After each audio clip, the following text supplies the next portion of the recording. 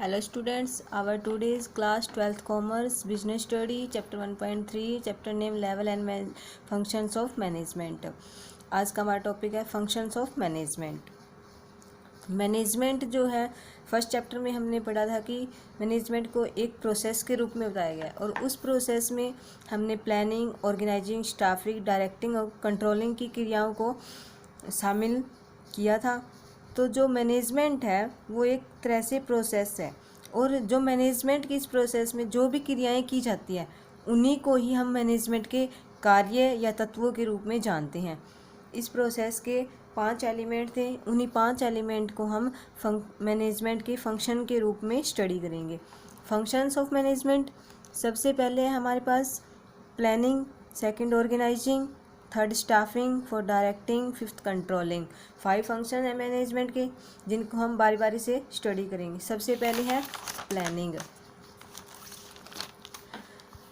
Planning में जो भी हमें काम भविष्य में करना है उसके बारे में पहले से ही रूपरेखा तैयार करना होता है।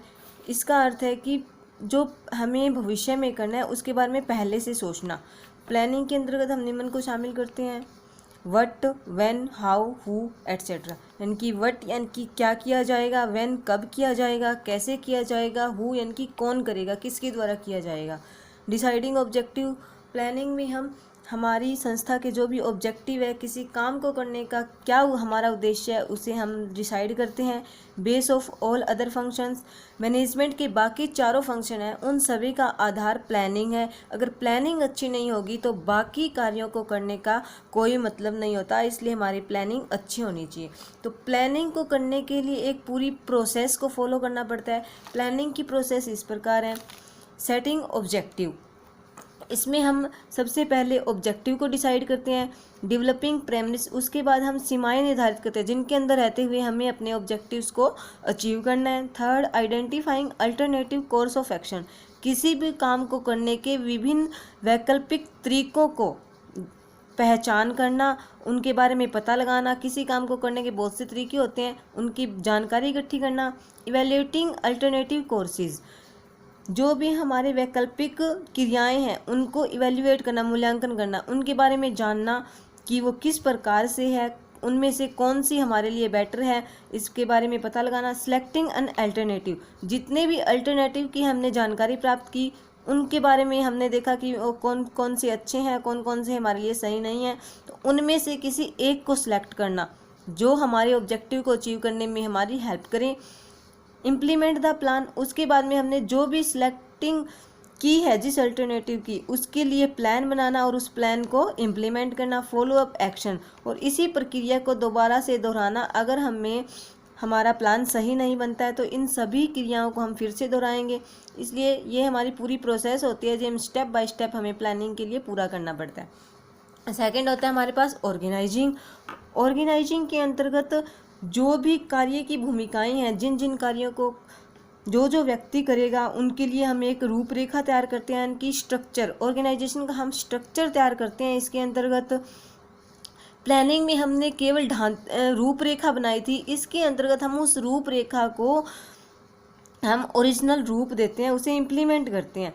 इसके अंतर्गत निम्न कार्य करते हैं: ऑर्गेनाइजेशनल स्ट्रक्चर, यानी कि हम पूरे संगठन के लिए एक ढांचा तैयार करते हैं कि कौन कौन से डिपार्टमेंट, कौन कौन से हमारे एम्प्लॉयज़ होंगे, उनके बारे में, उनकी ड्यूटीज़, उनकी अथॉरिटी है उनके बारे में। सेकंड, यूनिट, सब यूनिट्स, डिपार्टमेंट, पोस्ट डेजिग्नेशन। दूसरा कार्य हम इसमें करते हैं कि यूनिट, कौन कौन सी यूनिट होगी, सब यूनिट्स होगी या नहीं, कौन कौन से डिपार्टमेंट होंगे, कौन कौन से उसमें पोस्ट होगी, कौन कौन से पद होंगे। अथॉरिटी एंड रिस्पॉन्सिबिलिटी डेलीगेशन, जो भी हमने डिपार्टमेंट तैयार किए हैं, जो भी हमने पोस्ट वगैरह डिजाइन की है, उनके क्या क्या अधिकार होंगे और उनकी क्या क्या रिस्पॉन्सिबिलिटी, ये सभी कार्य हम ऑर्गेनाइजेशन के अंदर करते हैं, ऑर्गेनाइजिंग के अंतर्गत करते हैं। ऑर्गेनाइजेशन की जो प्रक्रिया होती है वो इस प्रकार है। इसके लिए जैसे हमने प्लानिंग के लिए स्टेप बाय स्टेप काम किया, उसी प्रकार हम ऑर्गेनाइजेशन के लिए स्टेप बाय स्टेप काम करेंगे। इसके अंदर सबसे पहले हम करेंगे identification and division of work, कौन कौन से कार्य हैं और उन कार्यों को एक समान जो कार्य होते हैं उन्हें एक डिवीजन में बांटना। डिपार्टमेंटलाइजेशन, उसके अंतर्गत हम जो एक प्रकार के कार्य हैं उनको एक विभाग के अंतर्गत रख देंगे। असाइनमेंट ऑफ ड्यूटीज़, जितने भी एम्प्लॉयज़ हैं उनके जो भी ड्यूटी होगी उनको हम असाइन करेंगे। इस्टेब्लिशिंग रिपोर्टिंग रिलेशन, कौन व्यक्ति किसको रिपोर्ट करेगा, कौन किसका सुबॉर्डिनेट है, इसके बारे में डिसाइड करते हैं। थर्ड आता है स्टाफिंग। स्टाफिंग के अंतर्गत हमने यहाँ ऑर्गेनाइजिंग की प्रक्रिया में हमने पोस्ट वगैरह तैयार की थी, उनके अंतर्गत योग्य व्यक्तियों को हम सिलेक्ट करेंगे। इसके अंदर निम्नलिखित कार्य किए जाते हैं: recruiting, selecting, appointing and assigning duties. अगर कोई ग्रेवेंसीज हो गया एम्प्लॉयज़ के बीच में, उसे दूर करना। ट्रेनिंग प्रोग्राम चलाना एम्प्लॉयज़ के लिए, उनके एम्प्लॉयज़ के लिए जो भी पारिश्रमिक होगा और उनका किस प्रकार से हम प्रमोशन करेंगे, ये सभी कार्य इसके अंतर्गत तय किए जाते हैं। स्टाफिंग के लिए भी एक प्रोसेस होती है जिसे फॉलो करना पड़ता है। स्टाफिंग की प्रोसेस इस प्रकार है: सबसे पहले establishing the man power requirement. सबसे पहले हम ये तय करते हैं कि हमें कितने व्यक्तियों की ज़रूरत है।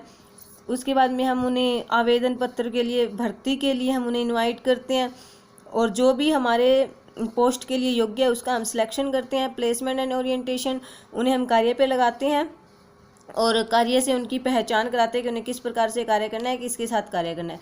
ट्रेनिंग एंड डेवलपमेंट, अगर किसी प्रकार की उन्हें ट्रेनिंग की ज़रूरत है काम अच्छे तरीके से करने के लिए, तो हम उसके लिए ट्रेनिंग एंड डेवलपमेंट प्रोग्राम भी चलाते हैं। फोर्थ होता है डायरेक्टिंग।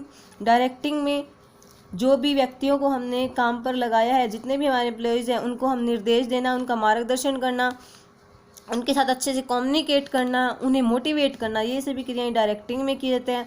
डायरेक्टिंग में हम निम्नलिखित को शामिल करते हैं: सुपरविजन। सुपरविजन के जितने जो भी कर्मचारी कार्य कर रहे हैं उसके काम को सुपरवाइज करते हैं कि वो अच्छे तरीके से कर रहे हैं या नहीं। कम्युनिकेशंस, अच्छी संदेशवान प्रक्रिया होती है ताकि काम में कोई रुकावट ना आए। लीडरशिप, उन्हें अच्छी प्रकार से नेतृत्व करना ताकि वो काम को अच्छी प्रकार से कर सकें। मोटिवेशन, उन्हें मोटिवेट करना, प्रॉपर इन्वायरमेंट, वर्किंग इन्वायरमेंट देना, इस प्रकार से कार्य के लिए उन्हें मोटिवेट करना ताकि काम को अच्छे तरीके से किया जा सके। फिफ्थ है हमारे पास कंट्रोलिंग।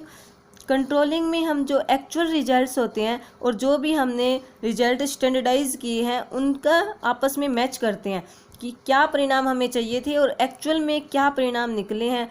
अगर इन दोनों के बीच में जो परिणाम हम चाहते हैं और जो एक्चुअल में आए हैं उनके बीच में कोई गैप आता है तो इसके अंतर्गत हम पता लगाते हैं।